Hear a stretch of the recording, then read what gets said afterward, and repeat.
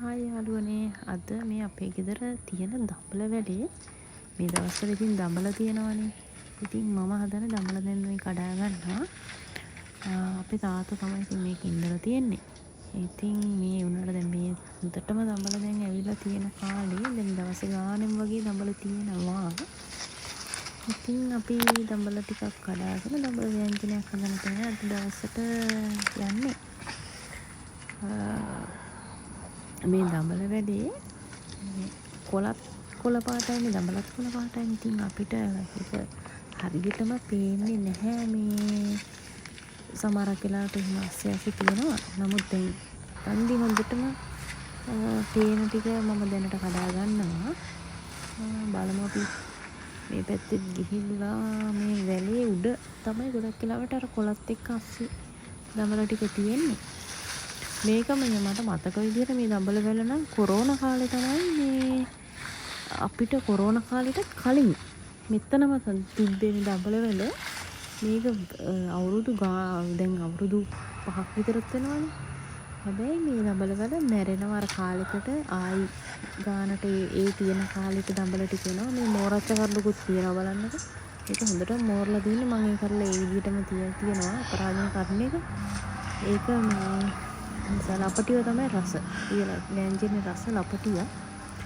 මේ කොරෝනා කාලේ ඉතින් මේ වැලෙන් අපි ගොඩක් දඹල කෑවා. ඇත්තටම සෑහෙන්න කන්න පුළුවන්. මේකේ දඹල නම් මේ විදිහටම හැදෙනවා. මේකේ වැඩේ තියෙන්නේ මේ වැස්ස කාලෙට ගොළු බෙල්ල බෝ වෙලා තියෙනවා. මේ දඹල වැලේ මෙහින් ඇවිල්ලා තියෙනවා ගොළු බෙල්ල. මේ අස්සෙන් දැන් මම මේ බලන්නේ තව තියනවාද කියලා අස්සේ ඒ කියන්නේ ඇත්තට පේන්නේ නැහැ මේකේ.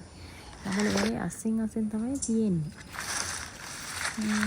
බලමු තව ටිකක් කඩා ගන්න පුළුවන් වෙයිද කියලා අපිට.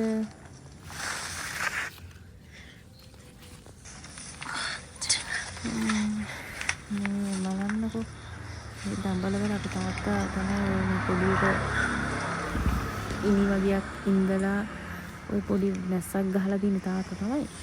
ඉතින් එයා වගේ වැඩ කරනවා. මේ බලන්න ගොළු බෙල්ලෝ හැම තැනම සෑහෙන්නේ කියන දැන් මේ වැහි කාලේට මම හිතන්නේ ගොළු බෙල්ල බෝ වෙනවද කොහෙද. මෙහි ඔය මම ගොළු බෙල්ල කැල්ලුවා. මේ බලන්න ගොළු බෙල්ලෝ කියන්නේ උග විසික් කරාට එනවා ඉතින් ගොළු බෙල්ලෝ ටික.